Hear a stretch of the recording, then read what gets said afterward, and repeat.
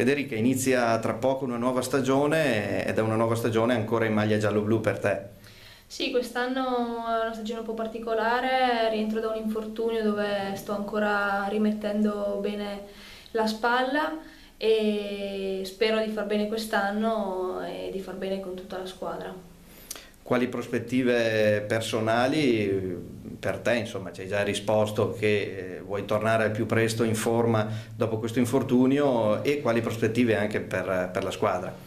Beh, sicuramente rientrare bene dall'infortunio è la prima cosa perché anche con il ruolo che faccio è un punto un po' particolare.